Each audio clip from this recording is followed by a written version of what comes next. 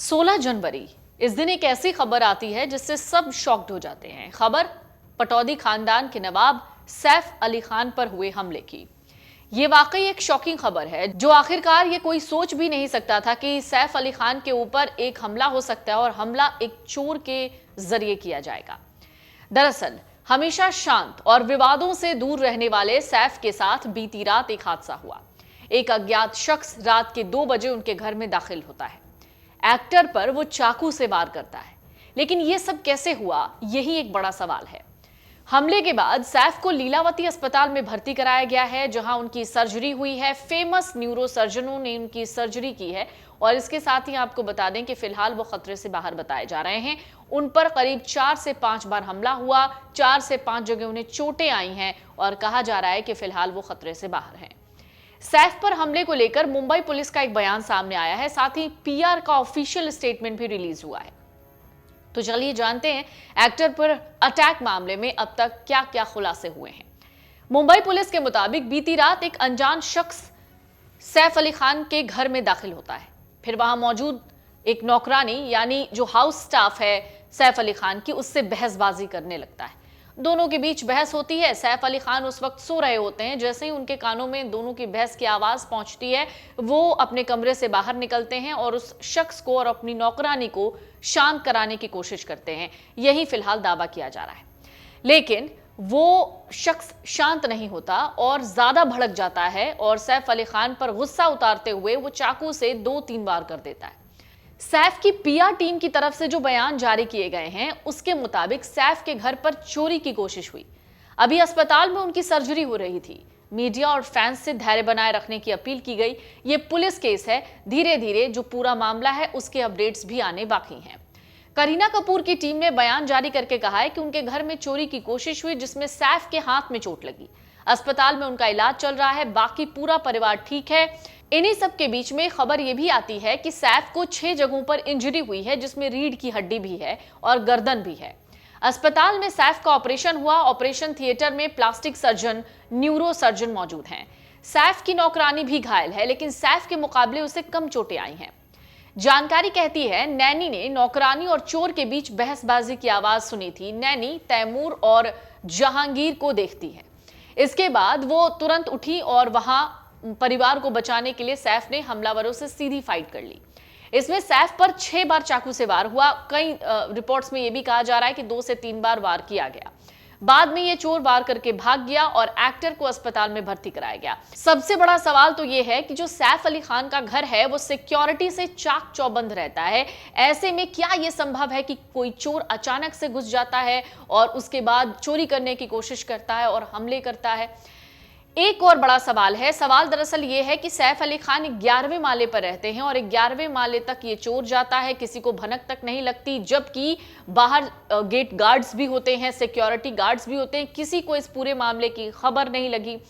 एक और सबसे बड़ा सवाल यह है कि जितनी बड़ी सोसाइटी या जितना बड़ा घर होता है उसमें उतने ही सिक्योरिटी इक्विपमेंट्स लगाए जाते हैं। आपके घर में भी शायद इस तरीके के छोटे मोटे इक्विपमेंट्स होंगे, जहां पर अगर आपके गेट के पास कोई पहुंचता है तो सबसे पहले आपके पास अप्रूवल के लिए एक नोटिफिकेशन जाता है, जहां पर अगर आप उस सदस्य से मिलना चाहते हैं तो आप उसे अप्रूव करते हैं, तब जाकर वो आपके घर में एंट्री कर पाता है।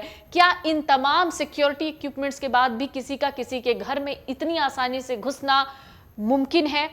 अगर उस चोर को किसी ने जानबूझकर या उस शख्स को किसी ने जानबूझकर अंदर घुसाया है तो वो शख्स कौन था, किसने उसकी एंट्री की अप्रूवल दी? ये कई सारे सवाल हैं जो इस वक्त घूम रहे हैं।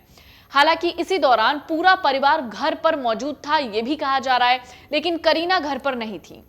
यह भी कहा जा रहा है कि शायद करीना भी घर पर थी। तरह तरह के दावे इस वक्त सामने आ रहे हैं, लेकिन अभी किसी भी तरीके की कोई कंफर्मेशन नहीं है कि हादसे के वक्त करीना कपूर घर पे थी या नहीं थी। कहा जा रहा है सैफ ने चोरों से अपने परिवार को बचाने के लिए सीधी फाइट ली थी और इसी सीधी फाइट में सैफ अली खान को चोटें आई हैं। सूत्र कहते हैं कि सैफ पर बच्चों के रूम में हमला हुआ।